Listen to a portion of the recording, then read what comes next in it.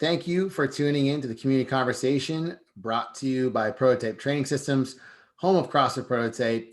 The Community Conversation highlights a different member of the Prototype community each week and allows them to tell their story, share their life experience, and communicate their perspective on all things fitness. We've all listened to podcasts and watched YouTube videos that highlight some of the world's greatest leaders and visionaries. We believe we have some amazing people here at Prototype, and we want you to get to know them. So to that end, I want to introduce our first coach and my first blood relative to be on the Community Conversation, Jon Collette. Jon has been part of the Prototype community before the gym opened in 2012. He started as basically running our Prototype youth program here at Prototype called Prototype Kids, and he's grown into one of the best coaches that we have here at Prototype. Jon and his wife Lily are also new parents to a beautiful baby girl, Riley. And I mean, I could go on for another 5 minutes or so introing Jon and talking about stupid stories when we were little kids, but I'll just cut it here. Jon, thanks for being on the Community Conversation. Thanks for having me on. So I'm going to try not to talk like your brother in this, but Jon, why don't you tell everyone a little bit how you got into the fitness industry, what that journey's been like for you? Well, I started because I got an opportunity to work with kids at the gym. So previously, before I was working at the gym, I was going to school for graphic design and then realized that I'm the worst at doing anything on the computer. I'm just not wired. I'm not wired to do that. So I didn't enjoy it. Didn't think it would be something I'd want to do as a career, but while I was in school, I was working with troubled youth, and I enjoyed working with kids. I enjoyed being able to kind of mentor and being able to help guide them. So when Mike opened up the gym, he gave me an opportunity to open up the youth program. But before I even started with that, getting into the gym, like way back. Now we're going way back to when I was younger. I was overweight for a good chunk of my youth. So I never did sports. I never was a part of any a team or did anything along the lines of that. So I didn't really even start exercising until I was like, I don't know, maybe like 18, because I was self-conscious. I never even went into never even stepped foot into a gym. And then I started going to Planet Fitness, just doing, just working the guns, just just doing. I remember you would text me and ask me for workout programs when I was in school. Yeah, I just started just doing I don't know, I was doing like the machines, just kind of did like the traditional like upper body stuff, lower body stuff. I'd just throw in some core, never did any conditioning. I would just do like little things like that. But I never did anything like CrossFit until Mike introduced me to CrossFit in probably 2010, 2011. I think the first workout that I did that was before I ever did anything at the gym, I consider it CrossFit, but it was me and Mike went to our local field, Lee's Pond, and Mike brought bands, and then we were doing band resisted sprints. So he had. I forgot about that. You remember that? Yeah, that was like we only lived like a mile away from the pond, and we were like walking home, and I was like nauseous, but Mike had us do band resisted sprints. So I had to hold the band while Mike did sprints like 40 yards across. I do remember that now. I think I was yelling at you because you weren't like holding me back. You're like, stop running so hard. It was less tiring for me to do the sprint and more tiring for me to try to hold the Mike back doing the sprint, because I would just get dragged. But I was like also deconditioned and just doing something that was like way out of my fitness at that time. But that was my first like introduction to doing anything that was not like bodybuilding. But And I remember the first workout that I put you through that was like a CrossFit workout was when we were building the original boxes that we had at the gym and we set those up outside. I feel like I had a jump rope and then it was like box jumps, jump rope, double unders, and like shuttle sprints up and down the street. Oh yeah. That was at mom's house. Yep. Yeah, I remember that. that's what I remember.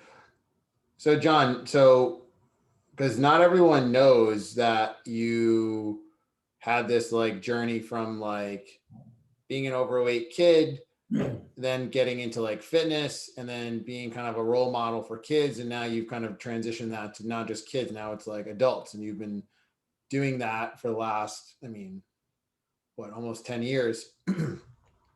Now you're really big on like nutrition. Like, how did you get involved, or why did you want to start learning more and educating people around like nutrition and all that sort of stuff? Yeah. Well, I think what like really got me interested in nutrition was just like understanding that you don't have to follow the traditional, eat chicken and rice or just have a very bland, boring diet in order to, you know, like be healthy. Like I always thought that you had to do, no sugar, or you had to do like a paleo approach, or you had to not have bread. There's so many things. I'm like, oh, I can't have anything. Like, Restrictive. yeah, very restrictive. How do I even eat?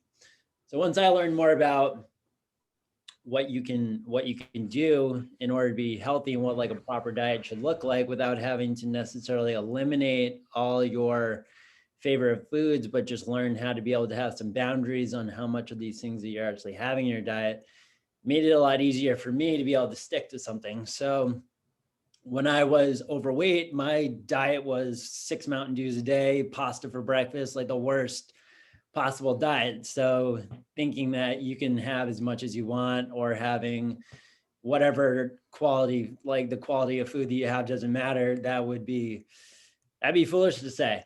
So understanding just like being able to have like a little bit more like balanced approach, understanding like macronutrients a little bit more, the importance of like why protein is so important for us to have, why carbohydrates in our diet are actually really important to have and not being overly restrictive with them, what role like dietary fat plays into our diet, just basically understanding how it impacts how we feel, but that they can come from a variety of different sources. So if there's certain things that you don't typically like to have, then you don't need to have that, and vice versa. If there's something that you feel like you shouldn't be having, but you actually do enjoy having it, then why can't that be incorporated into your diet? So I started learning about this stuff like probably in 2013. I started to really get like interested into it, and then I started getting like certified, taking courses in nutrition, and then I started actually working with people in like 2015 is when I started working with people. But I also just really enjoy it because I understand what it's like to struggle with nutrition, because it's not easy. I used to take like the fat burners and do all that stuff, like shortcuts, and it's You mean fat burners don't work? they placebo. There's not a magic pill. I wish there was. It'd be a whole lot easier. I'd be a millionaire. You mean just doing abs doesn't give you abs? Maybe you can if you do enough. If you do enough. So why is I bet you everyone listening right now like would more than likely have the same question. Why is nutrition so confusing? Why is nutrition so confusing? Maybe Probably, not like why is it so confusing, but why has it become so confusing? Because there's so much, eat carbs, don't eat carbs. Eat fat, don't eat fat. yeah. Well, I think because a lot of what's out there now is not really evidence-based, so there really isn't any proof to go ahead and say, hey, this is what is the fact and that this is not. And there's a lot of correlation versus, like, correlation doesn't equal causation. So if you eat an ice cream cone and then you gain weight, is it the ice cream cone that made you gain weight, or is it the fact of all the other things you ate during the day? So we look at things in isolation versus looking at the whole picture. Call it like missing the forest for the trees, like focusing on little things like carbohydrates or focusing on fats and things like that. A lot of people make millions of dollars writing books on the ketogenic diet, and they profit from you doing that. So why wouldn't people want to be promoting that as a diet, or intermittent fasting as a lifestyle? So then they teach you how to do these things. And that's probably why it gets confusing, is because people want to confirm their bias. So if someone has something worked very well for someone else, they might they might think that's the best way to do it, when For everyone. worked for one person may not work for everyone. Yeah. So they're basically saying this worked for me, it should work for everyone else because everyone's the same. Yeah, like this is easy to me, why isn't it easy to you?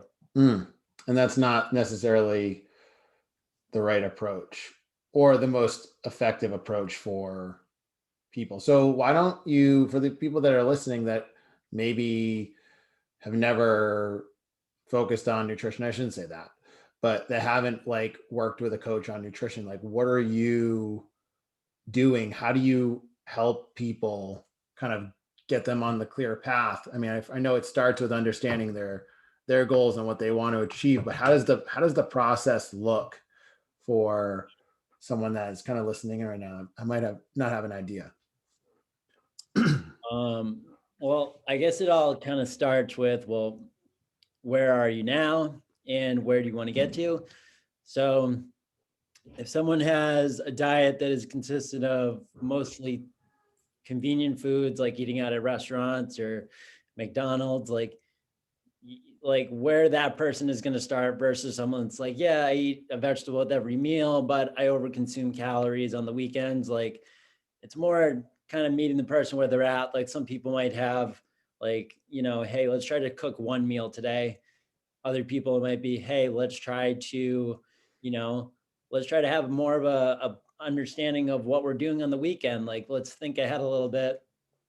And for other people, it could be stress management. Like, some people are just so stressed that they're not even eating. And then when they do eat, they just eat poor quality food, or they just eat Everything. Yeah, they just eat everything because their body's like, hey, you haven't given us calories, and like, you've only given us like 1,200 calories the past 2 days. Like, now we're gonna trigger hormones that say, hey, sugar is good, salt's good, like super highly palatable foods are what we want you to go after because you're not giving us calories. So it's more understanding like how to be able to get people to either eat more or eat less, and how to be able to just get into better habits overall. Make it work with their lifestyle too. Yeah, because not everyone can do all the things like in a perfect world. It's like you can create the perfect fitness and exercise routine for someone, but if they don't have 2 hours to spend in the gym every single day, right? Yeah. Like, if someone gets 5 hours of sleep or 4 hours of sleep every night, asking them to get 8 hours is like, that's not what they're at.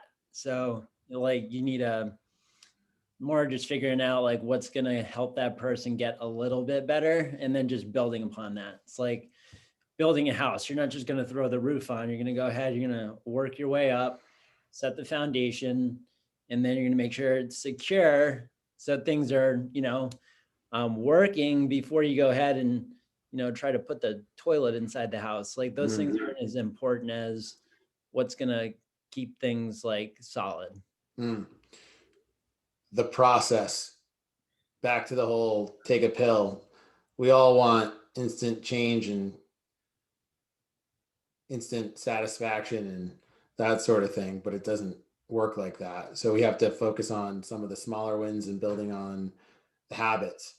What do you tell folks that are, you know, obviously you want results, but maybe it's like just a little, the expectations are, it might come a little slower than they necessarily think. Because you could go faster, right? But it requires adherence and compliance, buy-in, those sorts of things. But making progress and building sustainable habits is a process. What do you say to those people? How do you do that? Well, I think a lot of people think that weight loss is hard when weight loss really isn't hard, and we don't really have a weight loss problem. People don't know how to keep it off. So anyone can lose weight. Most people just don't know how to keep weight off. Or if someone wants to gain muscle or whatever their goal is, doesn't always have to be weight loss. It's like, how do you keep your results? You can't, just stop going to the gym, because it's like when you see someone at the gym that's already like, I think there was a comedian that said it was like some guy at the gym, he's like huge, he's like jacked, like you're done. It's like, no, well, that guy got where he is because he continues to do the things he's doing. He didn't stop doing it. You're done. Yeah, you're done. You don't need to be here anymore. Like, mission complete. So yeah, I mean, like a lot of times it's just knowing how to keep it off, and also just understanding that what's actually happening when you do things that are unsustainable aren't all, or chasing the scale aren't always what they seem. So for example, here's something that people might not know, is that if you go ahead and you remove carbohydrates out of your diet, because that's something that a lot of us think is a really easy way to lose weight, carbohydrates hold on to a lot of water. So when you see advertisements for lose 10 pounds in a week and lose 14 pounds in, a month or whatever, diet detox, it's carbohydrates being flushed out of your system, which is also a lot of water, which is glycogen. So stored carbohydrates are stored in your muscles and liver. Your body can store up to 400 grams of carbohydrates in your body. So if you stop eating carbohydrates and go into ketosis, you flush all your glycogen out, which is not ideal for someone doing CrossFit, by the way, because that's what you're going to thrive on is glycogen. But you're going to lose a lot of weight really fast. But as soon as you have carbohydrates again, you're going to get glycogen back in your system. You're going to think, I'm a failure. And this is where like the whole repeated cycle of like doing things over and over again and always going back to, well, carbohydrates, when I restricted them, worked for me once, not fully understanding that you didn't lose a ton of body fat, you just lost a bunch of water. So also understanding that we don't need to pay attention to the scale as the only metric for these things, and we want to pay attention to performance goals. You want to pay attention to our energy levels, sustainability. Can you do it forever? That's usually the question that I always ask. Like, if you can't do it forever, then why are you doing it now? That's actually such a good question. Can you do this? Like the litmus test for any question that you have diet related, can you do this forever? I guess the more consolidated way is, can you see yourself doing this forever? Or would this be like something you could do forever? That's a really good litmus test for that. So what's the most annoying thing to you? Thanks for stepping away. What's the most annoying? What's the most annoying like nutrition myth or nutrition like thing that gets thrown around? I shouldn't say annoying, but what's like the most frustrating that you have to continue to like not debunk, maybe argue against? I have a slow metabolism is a really common myth. Slow metabolism? Yeah, because your metabolism is actually pretty fixed. People don't have slow metabolisms. I mean, you can have a slower metabolism, but most people do not. The bigger you are, the faster your metabolism is, because if you think about it, this is an easy analogy to be able to understand metabolism, is that imagine if you had a factory that was 2 stories tall. How many workers do you need in it? Let's say it's 20. If you have a factory that has, 6 stories tall and it's 5 times the square width, we're going to need a lot more workers inside. Mm-hmm. The more workers that's calories being expended. So the bigger the body, the more your body has to also work to keep those organs and the heart and be able to provide oxygen and everything to that body. If you have more muscle in your body, you're going to have a slightly higher metabolism. But if you're 200 pounds and you're 200 pounds of, slightly more muscle, person that has a little bit more muscle is going to have a faster metabolism. But that person that's 200 pounds is still going to have a faster metabolism than I am. Even if I weigh 150, that person's going to have a faster metabolism, meaning that they can eat more food at rest than I can. Now, I might be moving more than that person, but my metabolism isn't as fast as theirs are. If they had the same activity I did, they would lose weight faster than I would because they burn calories faster, because their metabolism has to be faster in order to keep them working. I mean, throw a 20-pound vest on your back, go for a mile run, and then go ahead and then do that same mile run without 20 pounds. You're going to burn more calories, 20-pound vest on. Why? Because you're carrying around more weight. Weight moves weight. Weight moves weight. Shout out to Russ Schwartz. Is Weight that moves weight. What he says? He just said it to me one day, and it's like one of those things that stuck in my head. We're talking about golf swings. Weight moves weight. Power.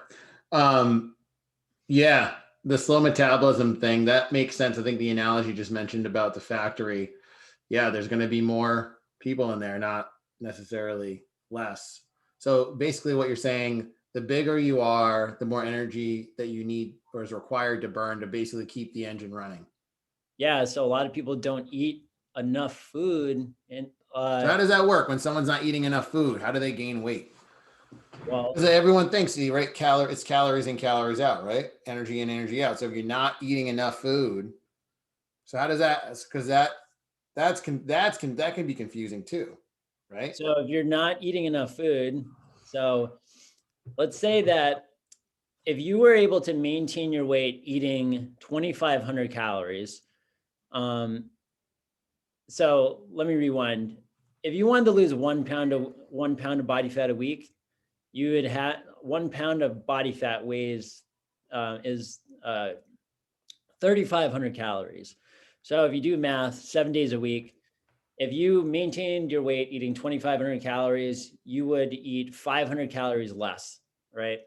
Hold on, let's pause 1 second. So, because you say stuff quickly, people might not understand. So, a pound of fat. Yeah, 1 pound of fat yields 3,500 calories. That's the energy in that fat. Yeah. Right. So, the fat, a pound, 3,500 calories of energy. That's what calories are. It's energy. Right. Yep. Okay. Sorry. So if you wanted to lose 1 pound of body fat, you would have to be in a deficit of 3,500 calories. And let's say on a weekly average, we want to lose 1 pound of fat. You have to go ahead and be in a deficit of 500 calories per day. Mm-hmm. Okay. Average per day. If you maintained your weight at 2,500 calories and you ate 2,000 calories, you would, at the end of the week, in theory, you would lose 1 pound of body fat. Mm-hmm. But a lot of people don't do that. A lot of people, you might maintain your weight at 2,500, but they eat 1,200 calories or a lot less than they need to. So they make it so much harder on themselves. So they lose weight. They might lose weight really fast.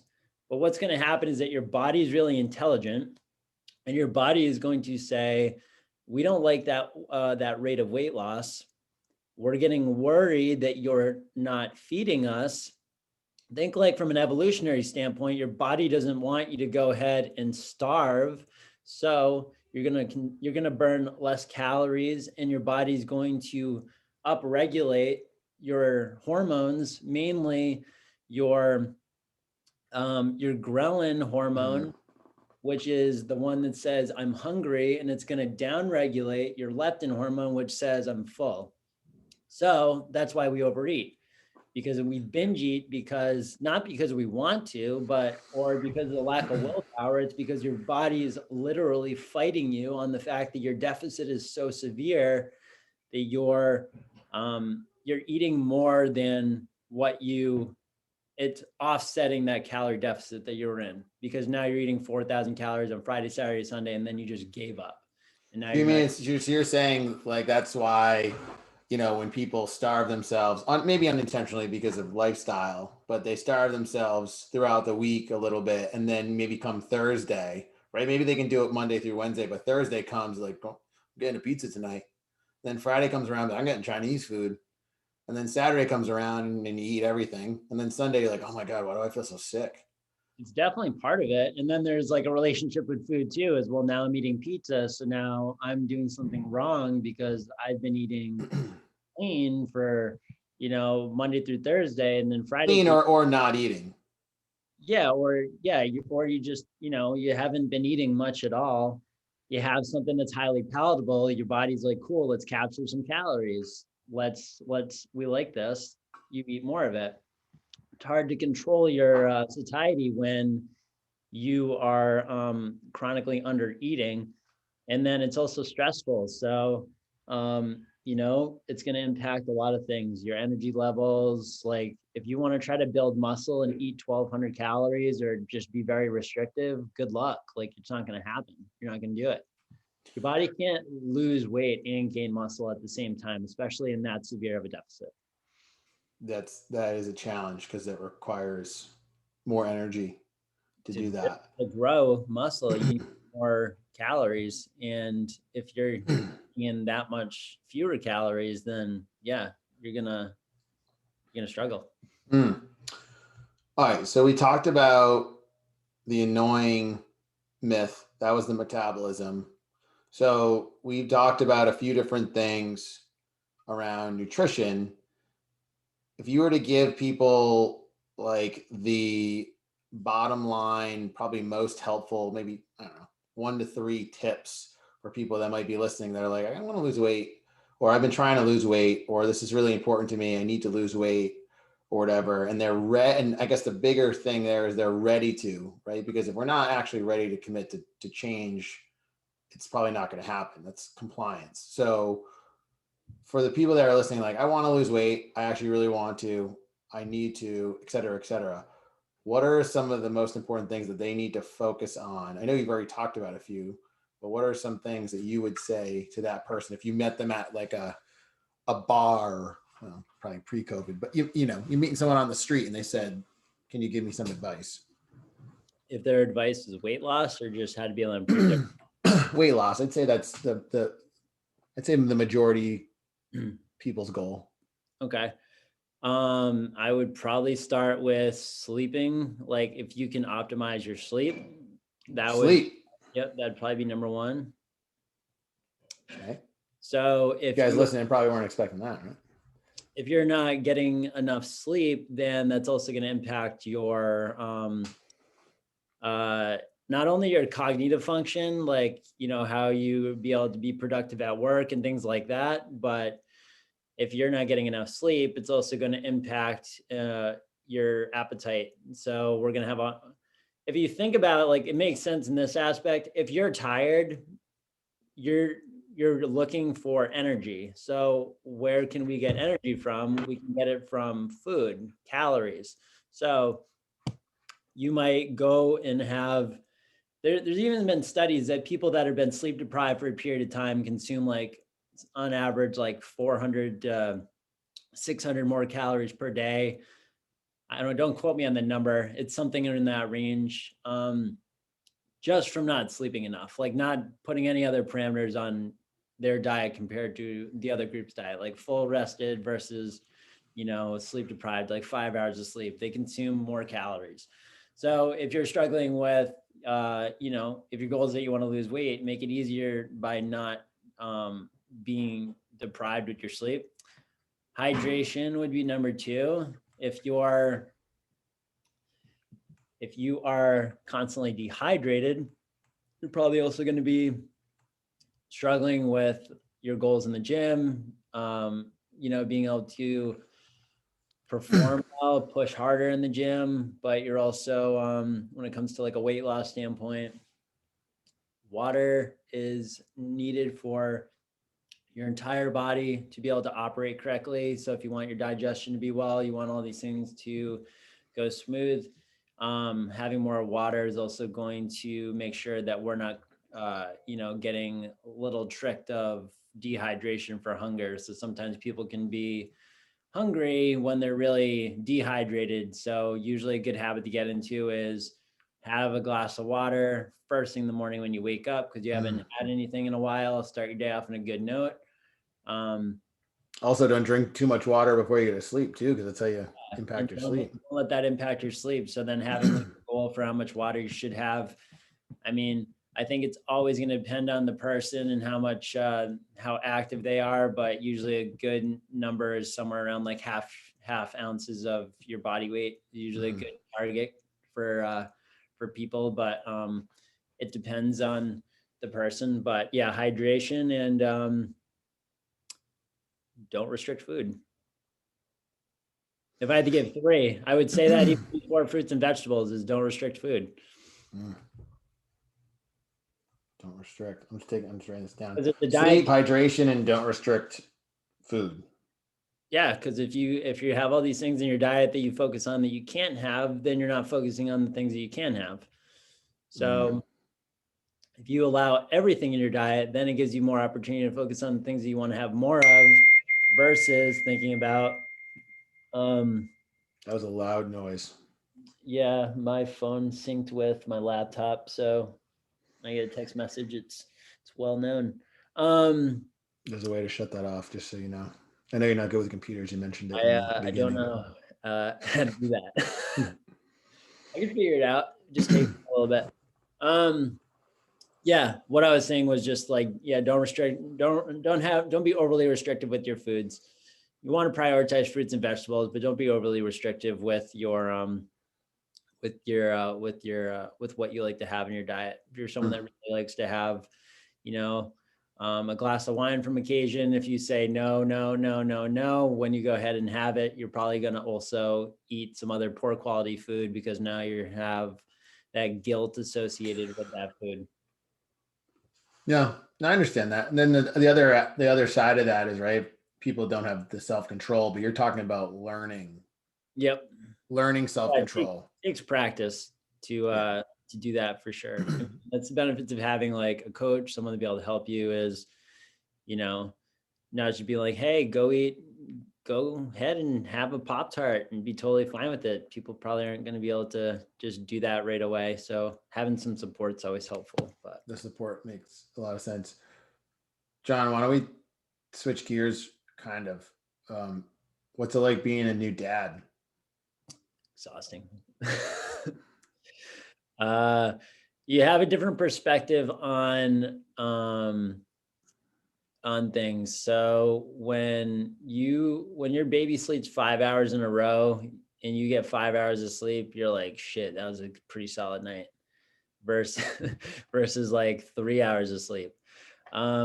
I used to be like, yeah, like I need to get my 8 hours. Now I'm like, 5 hours is much better than 3.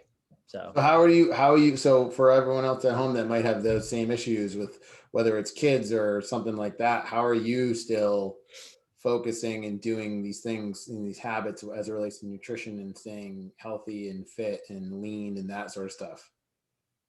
I understand how I'm going to feel after I do things. So I don't feel like working out in the morning, like ever. Like I get to the gym, I almost don't even want to talk to anyone until I'm like moving my body. I'm tired. My eyes are sensitive to the light. I'm just not ready, but I go and work out at 5 a.m. even if I have been up since 1 o'clock, just because I know I'm going to feel better. So once I do, I have better energy for the whole day. So just understanding how I'm going to feel, that helps with me when it comes to working out. But just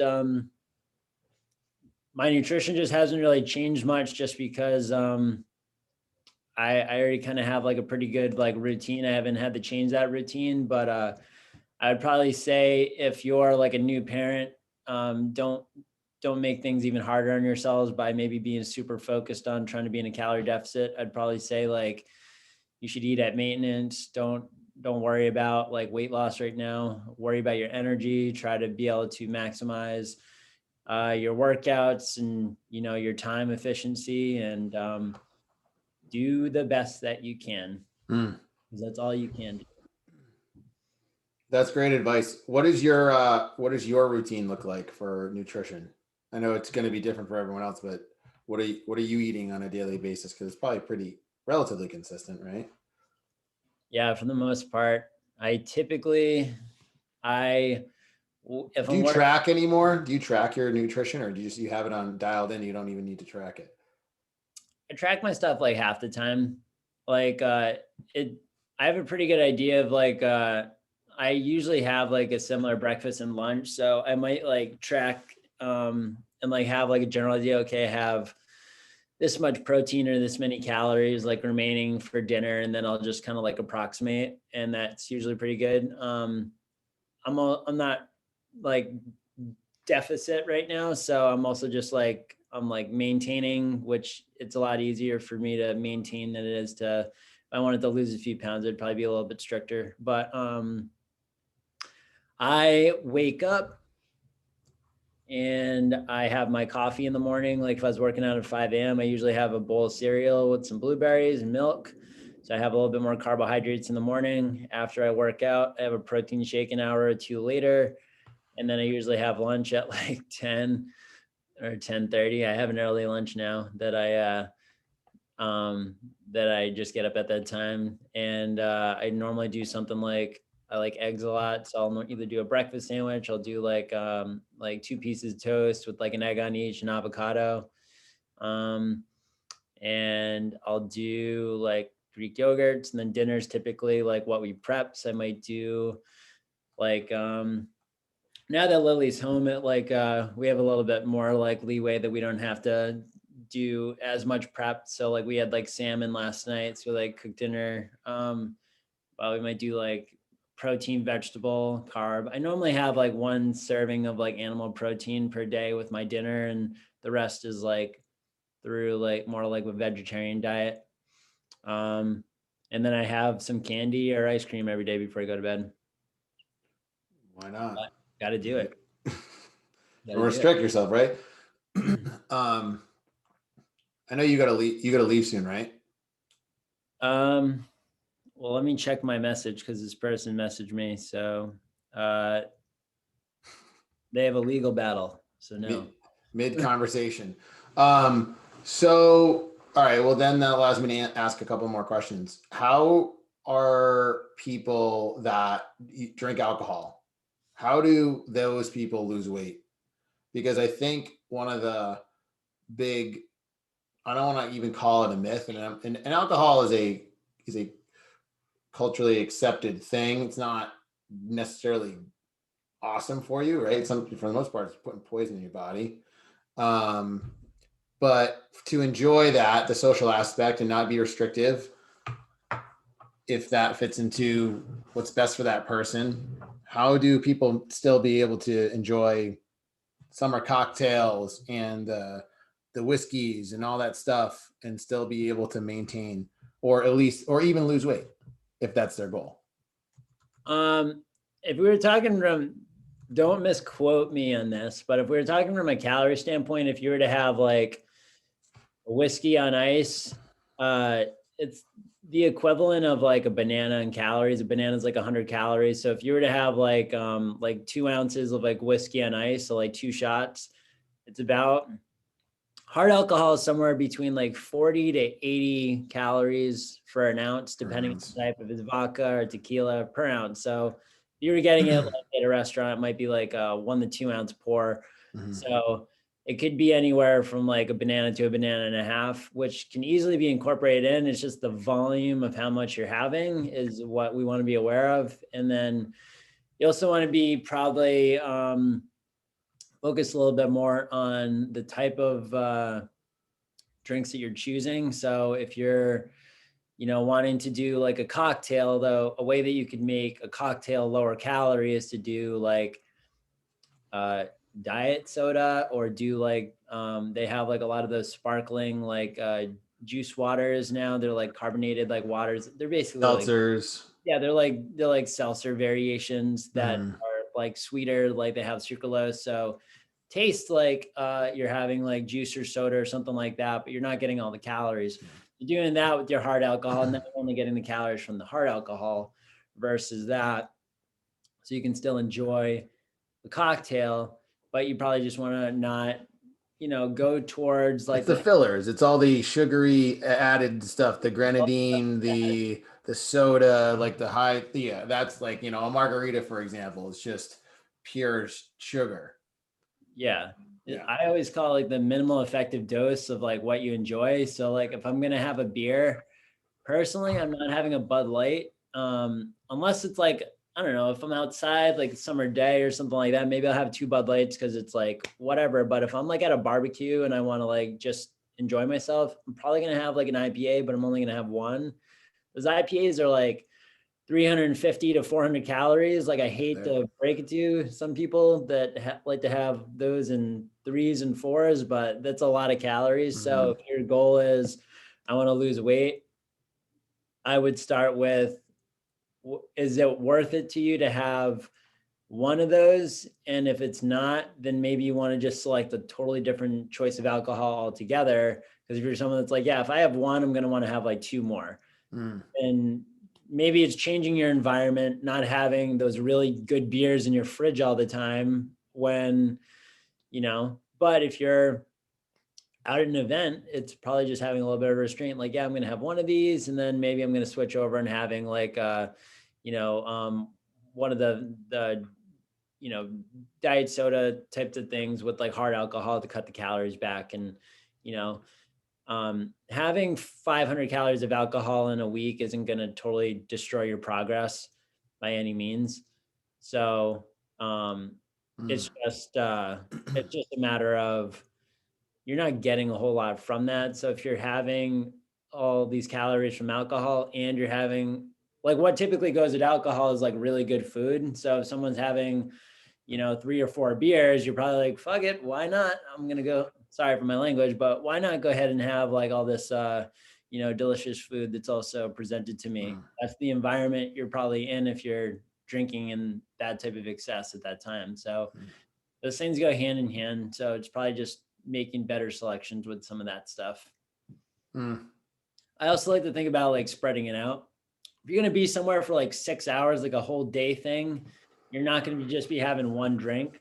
So it's probably like, okay, like be more conscious of like drinking your drink a little bit slower. Or if you are someone that drinks a little bit faster, then, only have like one drink every hour and a half or 2 hours if it's going to be like an all day thing. And then you can cut back a little bit because some people can have two in an hour. Now we're multiplying that pretty quickly. You can add up. So basically, like by your estimate, barbecue, such a great example. Couple IPAs, couple burgers, some chips and dip. What do you think for calories? What's that running? I mean, just what you said right there is probably like 1,800. If you're to have two hamburgers, like 2 hamburgers with bun, condiment on it. Let's say there was no, like if you had chips with that, two hamburgers would be like 800 calories for 2 hamburgers. If you were to have potato chips, you're probably not having the serving size. You're probably having a little bit more. So let's say you're having, let's say you were having the serving size, which isn't much. You're having 150 calories of chips, and then you add in dip. So let's say it's another 50 calories just for dip. I'm lowballing some of these things too. Like that plate before the alcohol is already 1,000. So it's really to have. You're pretty on point with just that assessment, 1,800 off the top of your head. Wow. Yeah, that can add up. That sounds like what I would eat at a barbecue in like 5 minutes. It's awesome. That's good time. Yeah. Right. Okay. So we've covered a lot of stuff on nutrition. This has been really actually informative. This is stuff I'm not even aware of. And I'm sure that what? I said, you don't read any of my blog posts? No, I do, but I need the reminder. I don't know how to use the computer. Remember, I don't know how to use it, so I can't read either. That would be your argument too if I just said that to you. So so we've covered everything in nutrition. Is there any other tidbits or any other things that we might not have captured so far? We talked a lot about nutrition, so people should got their dose in here. I mean, anything else to capture? I don't know any topic. I think we're good, man. This is good. I gotta hit you with the Spitfire round now. Now this is what I'm most curious about. What is your favorite movie, TV show of all time, and what are you binge watching right now? Oh man. My favorite, so I'm not gonna say like any like Harry Potter, Lord of the Ring, or any of the things that are. I mean, if a trilogy or like a series is your favorite. I mean, it would probably be Harry Potter, but if I had to give like a legit like movie, not like something that's Boondock Saints. If you've never seen Boondock Saints, best movie ever. Boondock, good movie. Boondock Saints. But like Harry Potter, what's your favorite Harry Potter movie out of all of them? Was there 7 or 8? There's 8 of them. I don't know. Probably the Half-Blood Prince or Prison of Azkaban. Yeah, those are a good one too. They're all good. You can watch those all the time. How about what are you TV show? What's my favorite TV show? The Office. Office is up there for sure, but you watched it like 1,000 times. It's got to be Cobra Kai though. Cobra Kai is your favorite TV show your favorite show of all time?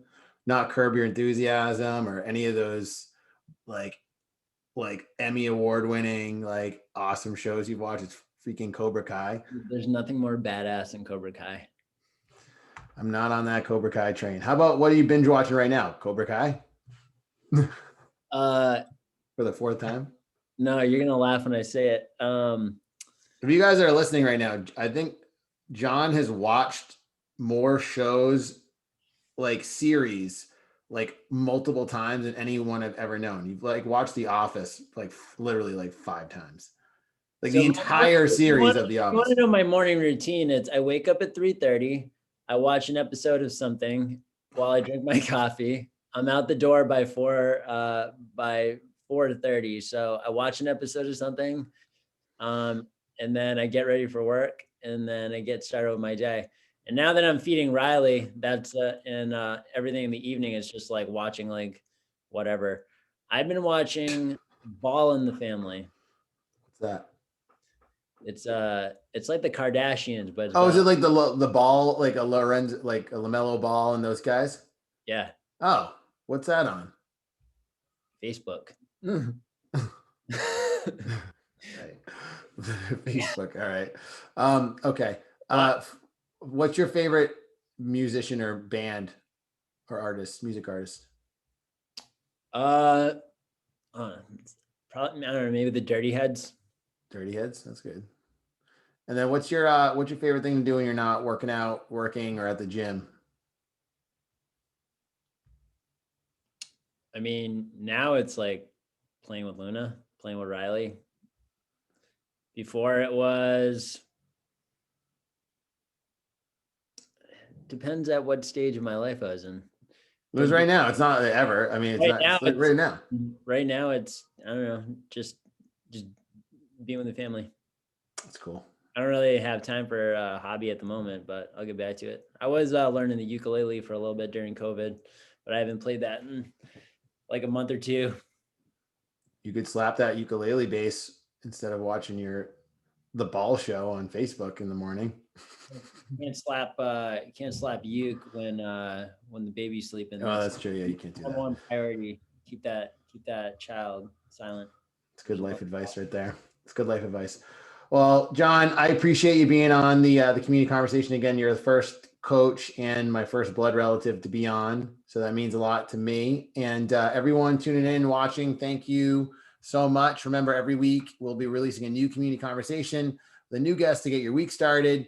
To be the first to know when a new community conversation is posted, subscribe to our YouTube page. We're also on Spotify, or subscribe to our daily brief newsletter. These videos are also posted in our Prototype community members only group on Facebook. So if you're a member at Prototype, make sure to reach out to us. If you're not in that group, we'll get you in. And then lastly, if you're interested in being on the community conversation, we would love to have you. So just shoot us a message and we'll get you on. So until next time, thank you guys.